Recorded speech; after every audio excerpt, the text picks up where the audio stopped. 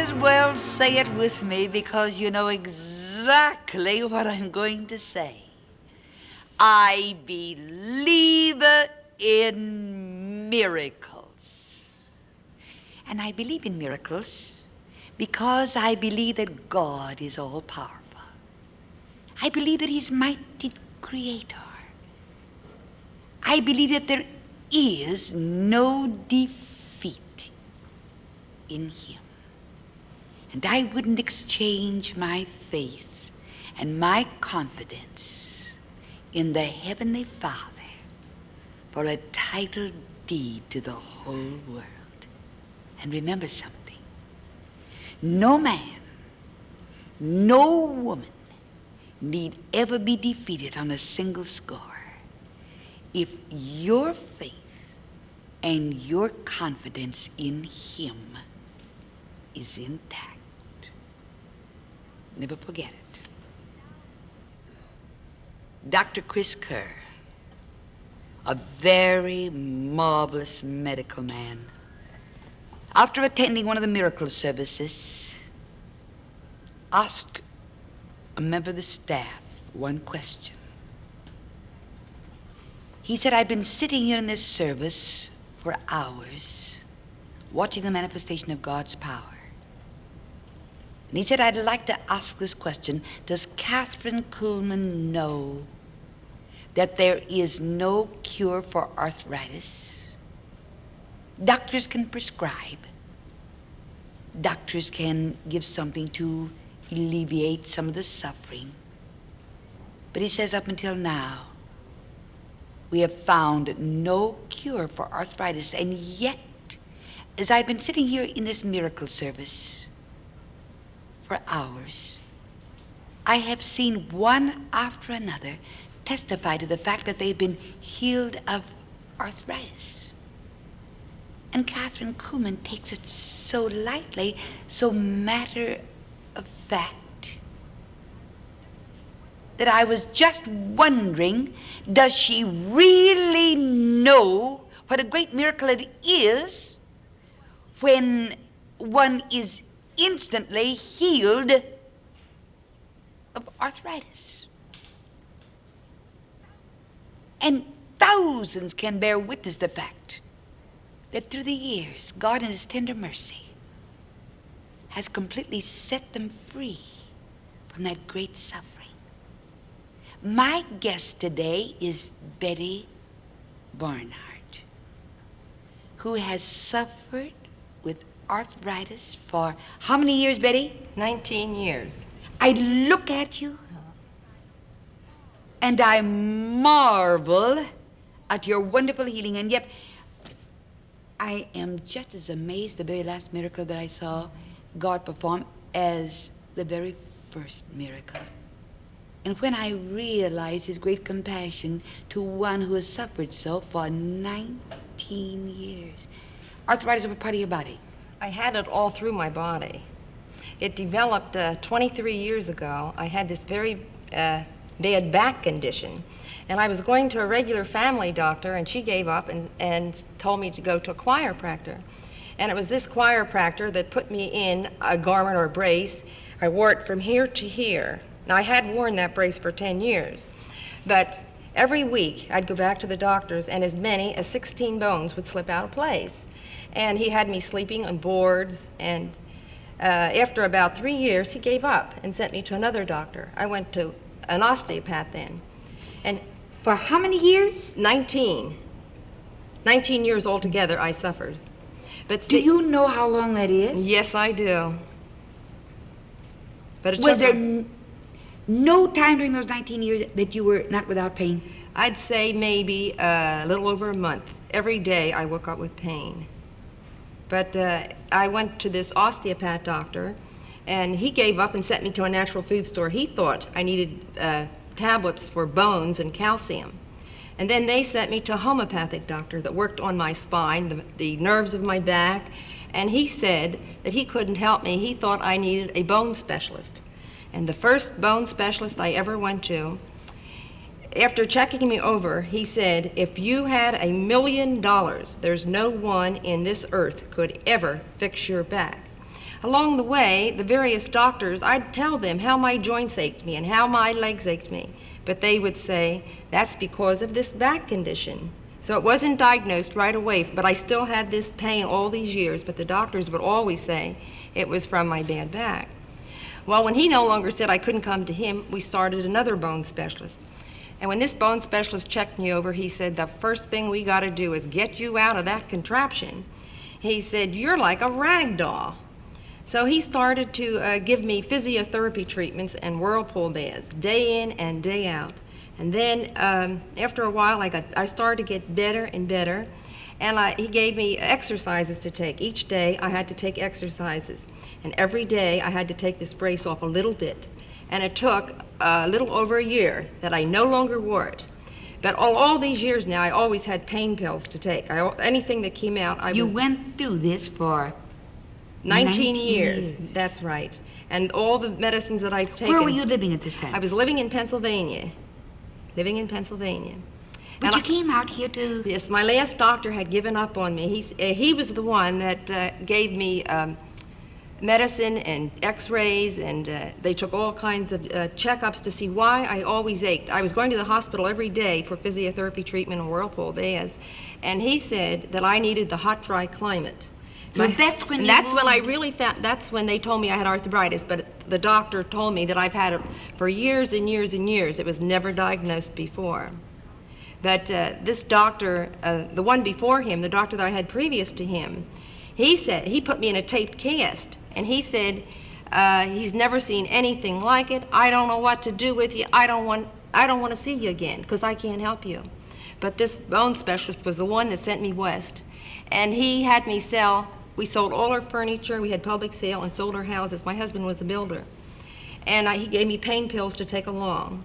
He said the hot, dry climate would help my arthritis. Did it? Well, it did for a while. It felt good. You could tell the difference, because Pennsylvania, it's very hot in the summer. In the winter, it's cold and damp, and that makes you hurt all the more. But I could tell the difference in the climates. But we traveled all over the United States at the southern part, and we finally ended up in Corona. Now, I slept in boards, lived under drugs for 19 years, and I wore heavy wool socks up to my knees day and night, and I went to bed with the heating pad. Well, Betty, you really didn't live, did you? No, I didn't. When we traveled, doing all this traveling, I would take a lawn chair that would fold into a bed, and I would, in the middle of the day, we would stop so I could lie down. My family would go swimming or take a walk or do something. And after I was done resting at the end of the day, I'd go in the bathtub, because I had been taking 5 baths a day with the hot water, running right out. Sitting here right now, see, this is the very first time I've heard your story, and I can understand why, when you get started, nobody can stop you because of your great appreciation. That's right. Betty, you've just started to live. That's right. It's 4.5 years that God healed me. In the Shrine Auditorium in Los Angeles? Yeah, I was healed in the Shrine How Auditorium. did you happen to come to the Shrine? Well, first, we lived in Corona 1 year when I became paralyzed. Once or twice a year, this would happen to me, and I couldn't move. And you mean completely paralyzed? Well, I couldn't move. The pain was so great. It was so great that I just couldn't move. I would scream with pain.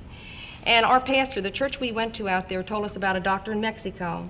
Several days later, we went to Mexico. There were 2 doctors down there working on me. This first doctor, he looked into my eyes with a green tube, and he said, you have arthritis all through your body. He said, only 2 people out of 12 that really have arthritis, but you have it all through your body. He said, but I'll give you drugs that you can live anywhere. Then he sent me into another doctor's office, and I had to get up on this table, and he had like a red pen, and he marked all the bones of my back and down the back of my legs. And he comes over after a while, and he has many bottles of white medicine, and it was a great big needle he started to insert in my back and down the back of my legs. It was the worst pain that I've ever had, but my husband could see that he put in at least 20 shots, this great big needle. And after I was done, I had to go back to Corona. These 2 doctors were 165 miles from Corona, California. And I went to bed for 5 days, and finally I got up and started to walk a little.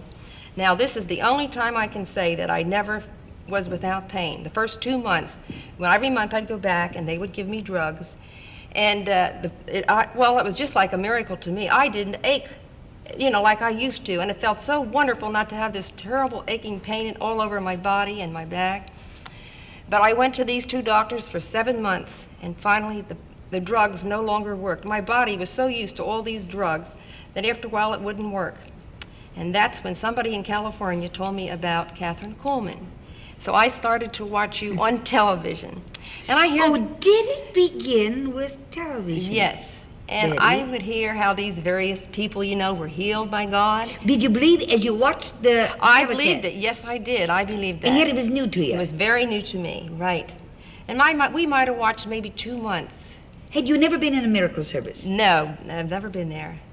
Were you church people? Yes, yes. We left the Christian Missionary Alliance Church back east when the doctors sent me But you west. had never Never seen anything like it. And the telecast was your first First time. And we might have looked at it a couple months when we decided we're going to the shrine. to the Shrine Auditorium in Los Angeles. And the very first time we went, I saw so many miracles, blind people seeing and deaf people hearing and people get out of wheelchairs and walking. And What'd you do the very first time you just sat there and well, looked? I was so amazed, but I believed. I knew it was God. And then you mentioned the next time you would come back, so we went back the next time. But So we went nothing on a happened bus. the first time? Nothing happened the first time. You were just so interested, you watching everybody I else. was watching these miracles. So I went back the second time, and again, we went on a bus this time, a chartered bus from Corona. And again, I You see could hardly all these wait for the second Oh, service. I couldn't wait. But I wasn't healed the second time. The third time I went, But you didn't get discouraged? Oh, no, I just thank God for all the people that were healed. It made And me kept so watching the happy. telecast? Yes, and I kept watching and listened to you on the radio, you know. And so the third time I went, it was on Mother's Day, May 14th, 1967. And we left real early in the morning. Now, I couldn't stand more than 5 minutes at a time unless I would bend my body in half because my back would be so bad. And, well, I couldn't, when with all these thousands of people standing around, I couldn't move. So my pain was so great. But the services started at 1:30, and it was 20 minutes of 5 that afternoon when a lady came in to me and she said, "I'm Ruth. I'm Miss Kuhlman's helper." She said, "God is healing you." And I just looked at her. She knew nothing about me now, and you didn't know anything about me. So she asked me to come out in the aisle, and I went out in the aisle. And she said, "You're in terrible pain, aren't you?" I said, "Yes." I said, "I've had 13 doctors in 19 years. I said, drugs no longer worked. I said, I've arthritis all through my body and a very bad back condition." So she says, "Let me see you move your hands." So I go like this, because they were stiff. I missed maybe 4 baths or 3 baths anyways so far that day.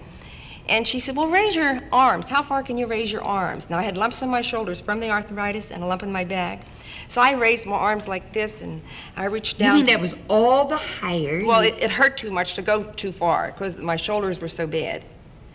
And then she told me to reach down and touch the floor as far as I could, and I couldn't reach down very far at all. And all of a sudden, my hands became so limber, and I began to go, my hands, I can move my hands. And I began swinging. Were you my hands. amazed? I was so surprised, yes. And I was moving my hands like this, and then after a while, my body felt just like my hands. So I began to say, my body feels just like my hands. My body feels just like my hands. You I'm mean so all this limber. happened right there in the service? Yes, I was so limber, and I always felt so stiff. And then I felt God touch my head, and it just felt like an electric shock that went from the top of my head to the bottom of my feet. And I scream and I yell, I'm healed, God healed me. And I began to cry. And that's when Ruth took me up to the And platform. all of this happened during the service? All during the service. And it was at the very end. It was What 20 was to the 5. sensation? Oh, you mean just before the benediction? Just before the very end. But I still made it up on the platform. And we used to watch you with binoculars. And yet Oh, you mean at the shrine? At the shrine, it's so big, yeah. And where we'd sit, we couldn't see very good, you know, it's so far away.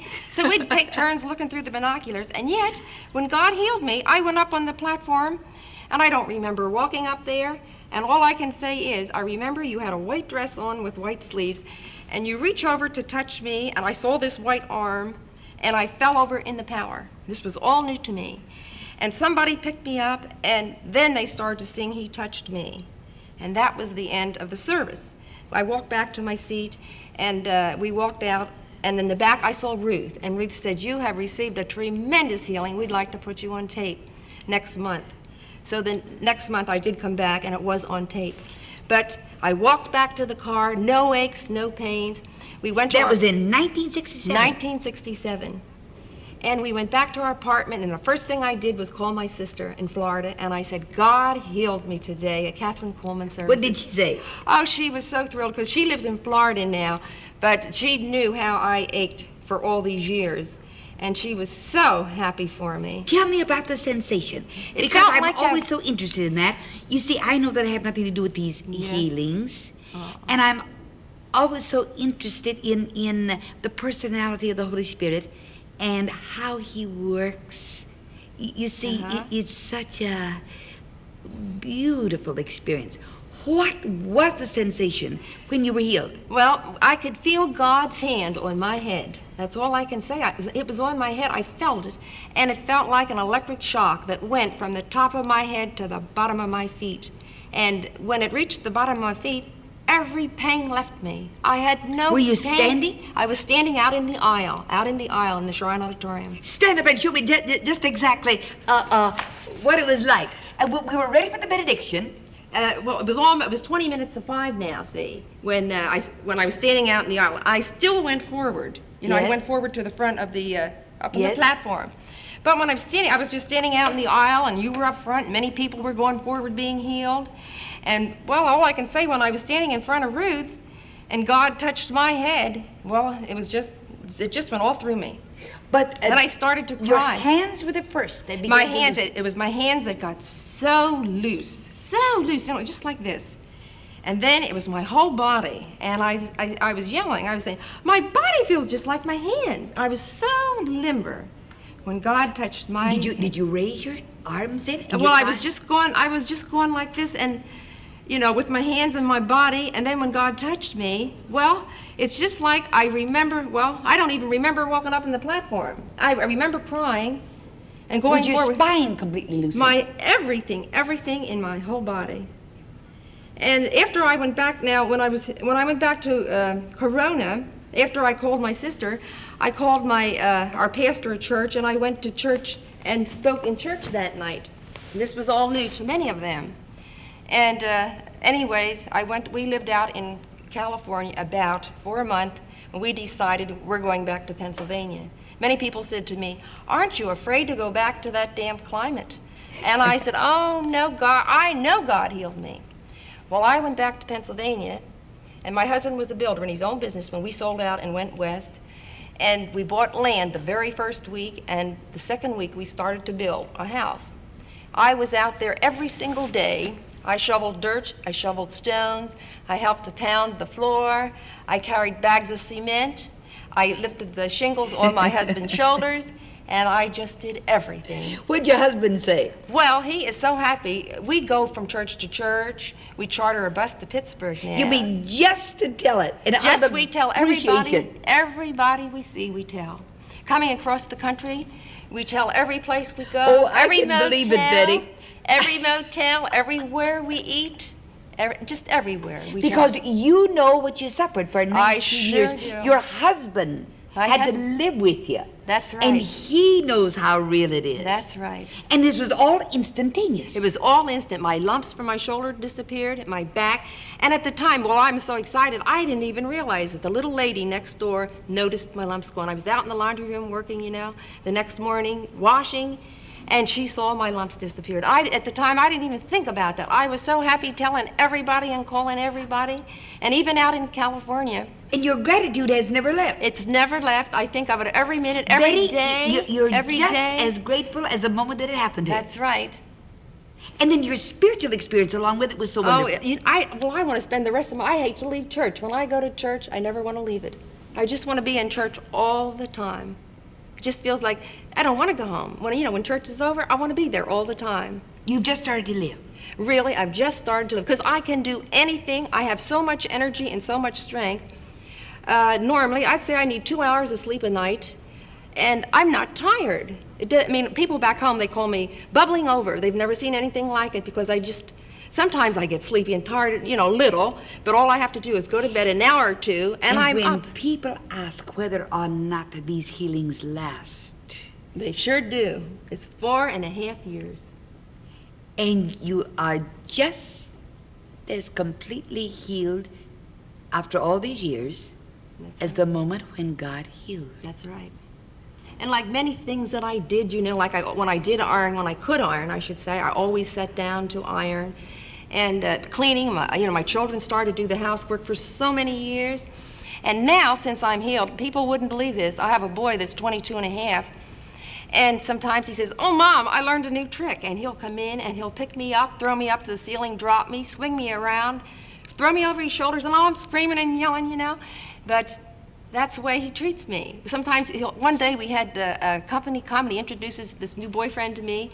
And he says, "This is my mom. Watch what I do to her." And he picks me up and he carries me over and puts me in the sink. He is so thrilled. And my daughter, she is so thrilled too. She was at the shrine when I was healed, but my son wasn't.